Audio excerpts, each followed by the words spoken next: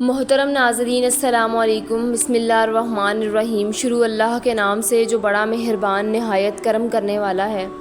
بخاری و مسلم میں بنی اسرائیل کے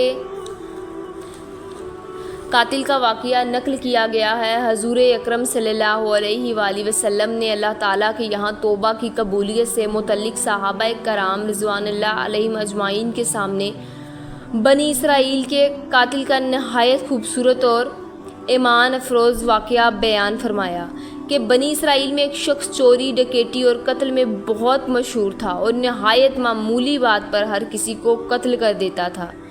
ہوتے ہوتے اس کے ہاتھ سے 99 افراد کا قتل ہو چکا۔ اس کے بعد اس کے دل میں احساس پیدا ہوا کہ مجھے بھی اللہ تعالیٰ کے یہاں جانا ہے۔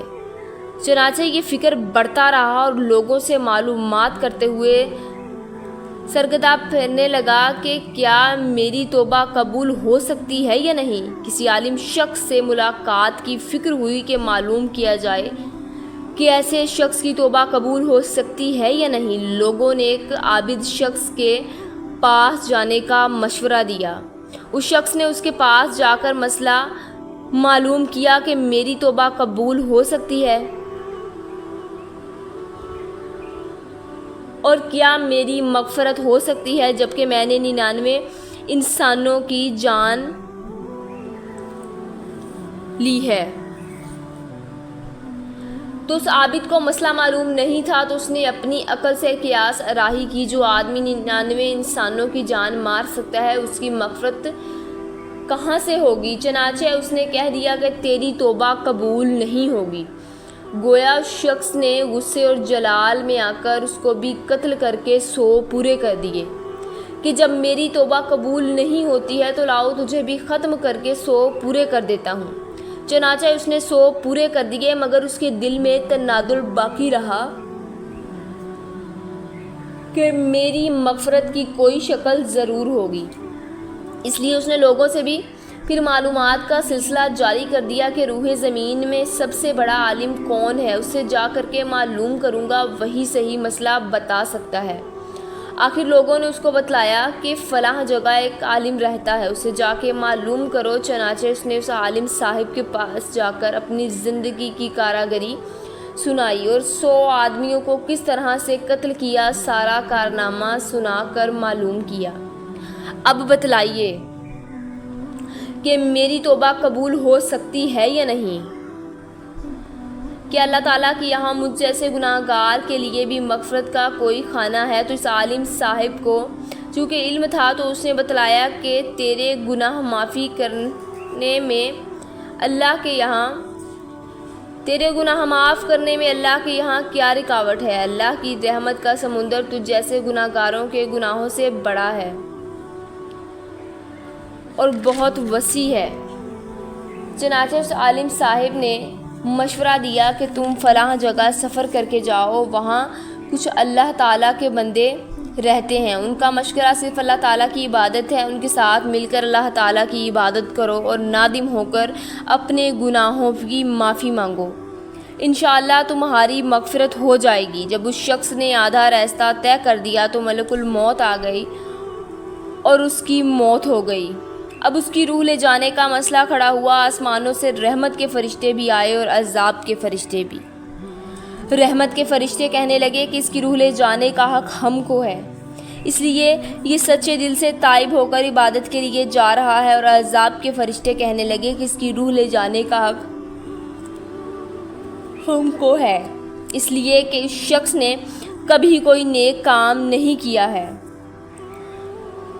پوری زندگی معصیت میں گنوا دی۔ اس دوران آسمانوں سے آدمی کی شکل میں فرشتہ حضرت جبرائیل امین علیہ السلام تھے۔ چنانچہ اس فرشتے نے تشریف لا کر ان دونوں طرح کے فرشتوں کے درمیان یہ فیصلہ کیا کہ دونوں طرف کی مسافت ناپ کر کے دیکھو لو کہ جہاں سے آ رہا ہے وہاں کی مسافت قریب ہے یا جہاں جا رہا ہے وہاں کی مسافت، لہٰذا جہاں کی مسافت قریب ہو اس شخص کو وہاں والوں میں شمار کر دیا جائے۔ چنانچہ دونوں طرف کی زمین ناپ کر دیکھی گئی تو جہاں جا رہا تھا وہاں کی مسافت جہاں سے آ رہا تھا اس کے مقابل میں صرف 1 بشل قریب تھی۔ اس لیے رحمت کہ فرشتوں کو اس کی روح لے جانے کا حکم ہو گیا۔ چنانچہ اللہ تعالیٰ کی طرف سے اس کی مغفرت کا اعلان ہو گیا۔ ایک روایت میں آتا ہے، قتادہ رضی اللہ تعالیٰ عنہ فرماتے ہیں، حسن نے فرمایا کہ ہم سے یہ ذکر کیا گیا ہے کہ اس شخص کے پاس جب ملک الموت آیا تو وہ شخص سینے کے بل اس سرزمین کی طرف گھسیٹا گیا۔ حدیث قدسی میں آتا ہے کہ میں اپنے بندے کے ساتھ اس کے گمان کے مطابق ہوتا ہوں اور وہ مجھے جہاں بھی جا کر کے میں اس کے ساتھ ہوں۔ باخدا اللہ تعالیٰ اپنے بندے کی توبہ سے اس سے زیادہ خوش ہوتا ہے جتنی خوشی تم میں سے کسی ایسے شخص کو ہوتی ہے کہ جس کا جانور بیابان میں گم ہو کر پھر اسے مل جائے۔ تو جو شخص ایک باشلت میری طرف آتا ہے میں ایک ہاتھ اس کے قریب ہو جاتا ہوں، اور جو شخص ایک ہاتھ میرے قریب آتا ہے میں اس کے ایک باغ پھیلائے ہوئے دونوں ہاتھوں کے درمیان کی مسافت قریب ہو جاتا ہوں، اور جب وہ میری طرف چل کر آتا ہے تو میں اس کی طرف دوڑ کر آتا ہوں۔